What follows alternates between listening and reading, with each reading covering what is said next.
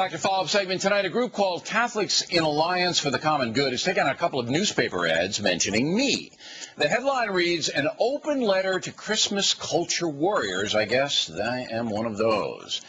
Joining us now from Washington, Alexia Kelley, Executive Director of the Alliance. All right. What do you want people to take away from the ad besides loathing me? Well, we don't loathe you, Bill, and we really want to invite you to join our campaign.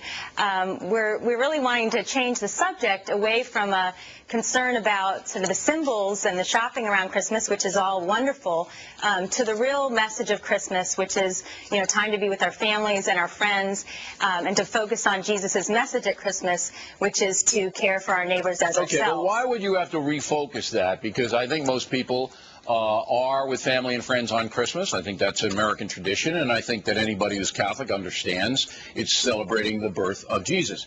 Now, first of all, you don't deny that a few years ago, and we won this war largely, that there was a very effective movement underway to wipe out in the public square all vestiges of Christmas. Stores were ordering employees not to say Merry Christmas.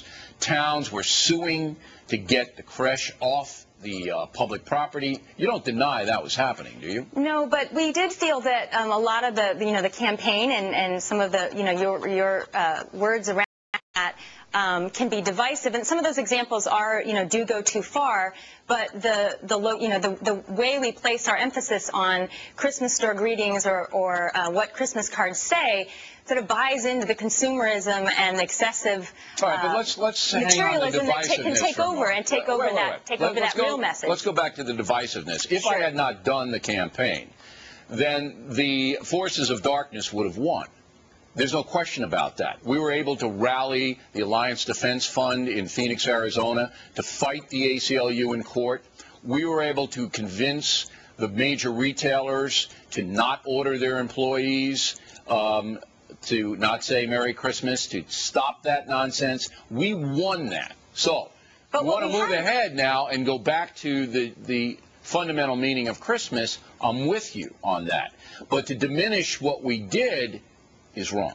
Well, we're inviting you to join us in our campaign to really lift up the message of the common good and get back to the real message of Christmas. And some of the division and the rhetoric around sort of a culture war at Christmas time can distract us from moving forward with a positive message when real people are really struggling today, and when Jesus was born in a manger and brought good news to the poor. We want to get back to that message instead of talking about shopping. I have to disagree with you. I don't think the secularists care about that message at all, and I think the traditional people, most of America, never got away from it. I understand the commercialism, and I understand how stores want to make money, and I understand that they're advertising, after Halloween.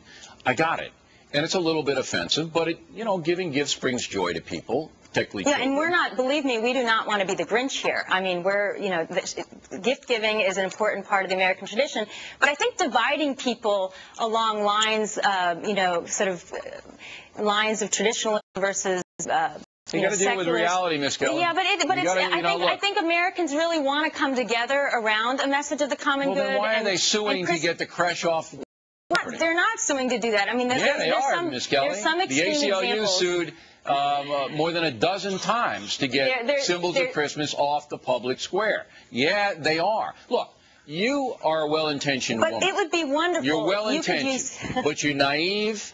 You would have lost the Christmas fight because the secularists don't care about Christmas. All they want to do is get Christianity, Catholicism, Protestantism, whatever it may be, out of the public square. They want it out.